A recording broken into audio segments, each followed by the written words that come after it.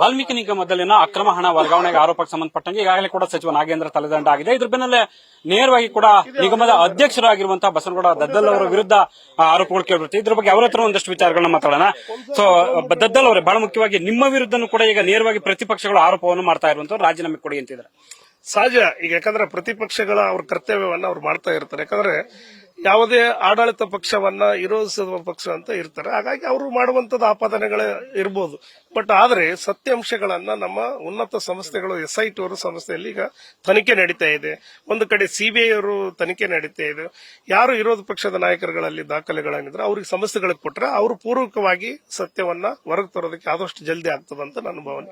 ಇಷ್ಟೊಂದು ದೊಡ್ಡ ಮೊತ್ತದ ಹಣ ವರ್ಗಾವಣೆ ಆಗಿದೆ. ಸೊ ಅಧ್ಯಕ್ಷರಾಗಿ ನಿಮ್ಗೆ ಇದ್ಯಾವುದು ಗಮನಕ್ಕೆ ಬರ್ದೇ ಇರುವಂತದ ಪ್ರಕರಣ? ಖಂಡಿತವಾಗಿ ಗಮನಕ್ಕಿಲ್ಲ. ಹಾಗಾಗಿ ಯಾಕಂದ್ರೆ MCC ಕೋಡ್ ನೀತಿ ಸಹಿತ ಇರುವಂತ ಸಂದರ್ಭದಲ್ಲಿ ನಾವು ಯಾರು ಕೂಡ ರಿವ್ಯೂ ಮೀಟಿಂಗ್ ಮಾಡಕ್ಕಾಗಲ್ಲ, ಆಫೀಸ್ಗಳಿಗೆ ಕೂಡ ಹೋಗಕ್ಕಾಗಲ್ಲ. ಹಾಗಾಗಿ ಏನಾದ್ರೂ ಇದ್ರೆ ಉನ್ನತ ಅಧಿಕಾರಿಗಳು ಅದನ್ನ ಪ್ರತಿ ತಿಂಗಳ ಸಭೆಗಳ ಮಾಡಿಸಬೇಕು, ಪ್ರತಿ ತಿಂಗಳ ಅಕೌಂಟ್ಗಳನ್ನ ಅವ್ರು ತರಿಸಬೇಕು. ಇದಾದ ನಂತರ ನಾವು ಮತ್ತೆ ಅದನ್ನ ಓದ ನಂತರ ನೀತಿ ಸಹಿತ ಮುಗಿದ ಮೇಲೆ ನಾವು ಕೂಡ ಪ್ರತಿ ತಿಂಗಳ ಸಭೆಗಳನ್ನ ಮಾಡೋದ್ ಮುಖಾಂತರ ಎಲ್ಲವನ್ನ ಅಕೌಂಟ್ಸ್ ಗಳನ್ನ ನೋಡುವಂತದ್ದಾಗಬಹುದು. ಆ ರೀತಿಯಾಗಿ ಪಾತ್ರ ಇರ್ತದೆ. ಹಾಗಾಗಿ ಈಗ ಸುಮಾರು 80 ದಿವಸಗಳ ನೀತಿ ಸಹಿತ ಇರುವಂತಹ ಸಂದರ್ಭದಲ್ಲಿ ಇದೆಲ್ಲ ಘಟನೆಗಳು ನಡೆದಿದೆ.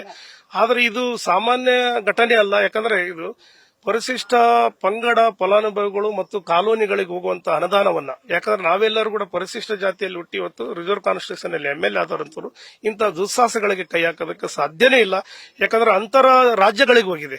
ಇದು ಯಾವುದೋ ಒಂದು ದೊಡ್ಡ ಜಾಲ ಇದೆ. ಖಂಡಿತವಾಗಿ ಆ ಜಾಲ ನಮ್ಮ ಏನ್ ದಕ್ಷ ಅಧಿಕಾರಿಗಳಿದ್ದಾರೆ ನಮ್ಮ SIT ಸಂಸ್ಥೆಯಲ್ಲಿ ಇರಬಹುದು, ಅವರೆಲ್ಲವನ್ನ ಹೊರಗೆ ತರ್ತಾರೆ. ಈ ತರ ಆರೋಪ ಬಂದಾಗ ಅಧ್ಯಕ್ಷ ದದ್ದಲ್ ಅವರು ನುಡ್ಸ್ಕೊಳ್ಳೋದಕ್ಕೆ ಸಾಧ್ಯ ಇದೆಯಾ?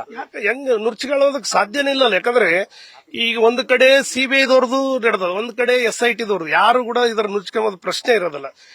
ಎಲ್ಲವನ್ನ ಸತ್ಯದಲ್ಲಿ ಹೊರಗೆ ಬರ್ತದೆ. ಯಾರೇ ಇದ್ರು ಕೂಡ ಅವ್ರು ಕರೀತಾರೆ. ನೀವು ಕೂಡ ಸಭೆ ಮಾಡಿದ್ರಿ ಅನ್ನುವಂತ ಆರೋಪಗಳು ಕೂಡ ಈಗ ಕೇಳಿ ಬರ್ತಿರುವಂತದ್ದು. ಅದೇ ಯಾವುದೇ ಆರೋಪ ಇರಲಿ, ನಾವು ಸಭೆಗಳಿರ್ಬೋದು, ವಾಟ್ಸಪ್ ಕಾಲ್ ಇರ್ಬೋದು, ಮತ್ತು ರೆಗ್ಯುಲರ್ ಕಾಲ್ ಇರ್ಬೋದು, ಎಲ್ಲವನ್ನ ಅದರಲ್ಲಿ ಏನ್ ಮಾತ್ರ ಎಲ್ಲವನ್ನು ಸತ್ಯ ಅದರಲ್ಲಿ ಹೊರಗೆ ಬರ್ತದೆ.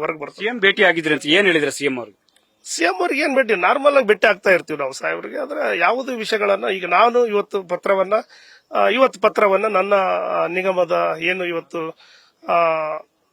ಇವರಿದಾರ ಕಾರ್ಯದರ್ಶಿಗಳಿದಾರ, ಪ್ರಿನ್ಸಿಪಲ್ ಸೆಕ್ರೆಟರಿ ಇದಾರೆ, ಅವ್ರಿಗೆ ಕೇಳಿಕೊಂಡು ಮತ್ತು ನಿಗಮದ MD ಇನ್ಚಾರ್ಜ್ ಯಾರಾಗಿದೆ ಅವ್ರಿಗೆ ಕೇಳಿ ದಾಖಲೆಗಳನ್ನ ತರಿಸ್ತಾ ಇದೀವಿ. ಮತ್ತೆ ಎಷ್ಟು ಅಮೌಂಟ್ ಹೋಗಿದೆ, ಮತ್ತೆ ಎಷ್ಟು ಅಮೌಂಟ್ ಬಂದಿದೆ, ಅದೆಲ್ಲವನ್ನ ದಾಖಲೆಗಳ ತಗೊಂಡ ನಂತರ ಮತ್ತೆ CM ವರೆಗೂ ಭೇಟಿ ಆಗ್ತದೆ. ಹಣ ವಾಪಸ್ ತರುವಂತ ನಿಟ್ಟಿನಲ್ಲಿ ನೀವು ಯಾವ ರೀತಿ ಕ್ರಮವನ್ನು ಕೈಗೊಳ್ಳಿ? ಖಂಡಿತವಾಗಿ ಒಂದೊಂದು ರೂಪಾಯಿ ಕೂಡ ಈ ಸಮಾಜಕ್ಕೆ ಸೇರುವಂತ ದುಡ್ಡು. ಪರಿಶಿಷ್ಟ ಪಂಗಡ ಪರಿಶಿಷ್ಟ ಜಾತಿಗೆ 24.1% ಅನ್ನ ಯಾಕ್ಟ್ ಅನ್ನ ಇಡೀ ದೇಶದಲ್ಲಿ ಎಲ್ಲಿಲ್ಲದಂತ ಯಾಕ್ಟ್ ಅನ್ನ ಸಿದ್ದರಾಮಯ್ಯ ಸಾಹೇಬರು ತಂದು ಕೊಟ್ಟಿದ್ದಾರೆ. ಇದನ್ನ ಈ ಸಮಾಜಗಳಿಗೆ ಬಳಕೆ ಆಗಲ್ಲ ಅಂತ ಹೇಳಿ.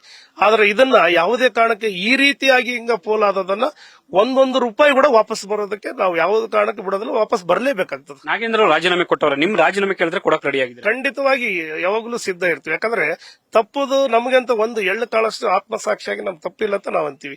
ನಮ್ಮ ನಾಯಕರುಗಳ ಏನೇ ಕೇಳಿದಾಗನು ಯಾವುದೇ ರಾಜೀನಾಮೆ ಕೇಳಿದಾಗ ರೆಡಿ ಇರ್ತೀವಿ. CBI ತನಿಖೆ SIT ತನಿಖೆ ನಡೆಯುತ್ತೆ. ಈ ಹಂತದಲ್ಲಿ ಯಾವ ರೀತಿ ನಿಮ್ ಸಹಕಾರ ಇರುತ್ತೆ? ಹೌದು, ಸಂಪೂರ್ಣವಾಗಿ ಸಹಕಾರ. ಕಾನೂನುಗಳಕ್ಕಿಂತ ನಾವು ಯಾರು ದೊಡ್ಡವರಲ್ಲ. ಕಾನೂನುಗಳ ಅಡಿಯಲ್ಲಿ ನಾವು ಕೆಲಸ ಮಾಡುವಂತವ್ರು ಮತ್ತು ಸಂವಿಧಾನದ ಅಡಿಯಲ್ಲಿ ನಾವು ಗೆದ್ದು ಬಂತವ್ರು. ಅದನ್ನ ನಾವು ಪಾಲಿಸುವಂತ ಕೆಲಸ ಮಾಡ್ತೀವಿ.